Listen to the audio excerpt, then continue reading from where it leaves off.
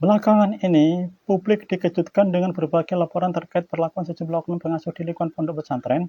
Berbagai tanggapan bermunculan dari berbagai kalangan, hingga akhirnya muncul pernyataan resmi dari seorang menteri.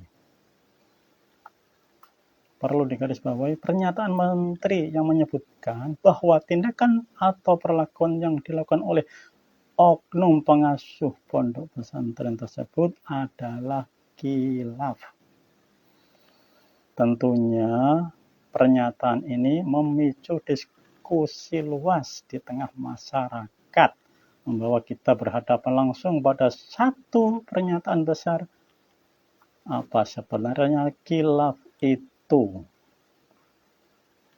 Dan apa maksudnya menteri mengatakan itu khilaf, perlakuan yang dilakukan oleh pengasuh pondok pesantren di Ndolokusumo itu? Secara sederhana, khilaf artinya adalah kesalahan yang dilakukan tanpa niat jahat.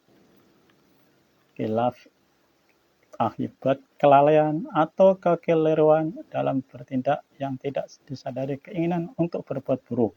Dalam nilai agama maupun sosial, khilaf adalah hal yang manusiawi karena tidak ada manusia yang luput dari salah dan lupa.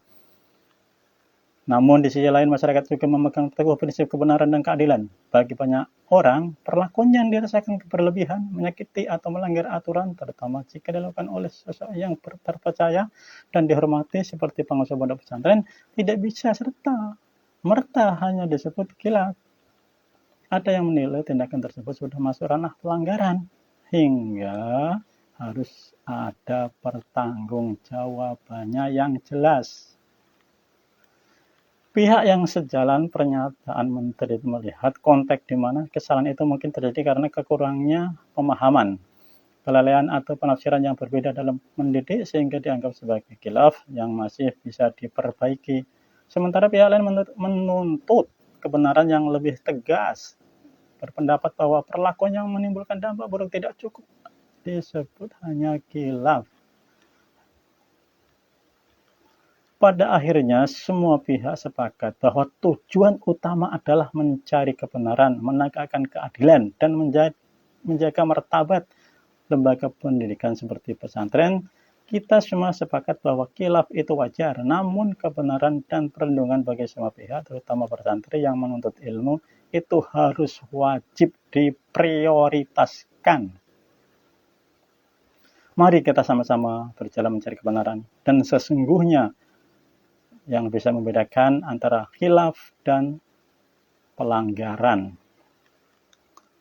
Semoga diskusi hari ini lahir kebijakan yang lebih baik, pemahaman yang lebih mendalam, dan pondok pesantren tetap menjadi tempat yang aman, nyaman, dan penuh berkah bagi anak-anak bangsa untuk menuntut ilmu. Ini ada pernyataan dari seorang menteri agama, teman-teman. Katanya kiai itu khilaf. Jadi khilaf itu tidak dosa. Jadi dia membenarkan membenarkan pelakuan si oknum kiai itu yang kemarin yang sering melecehkan banyak santriwatinya. Jadi Anda membenarkan Bapak Negara, Bapak Menteri Agama.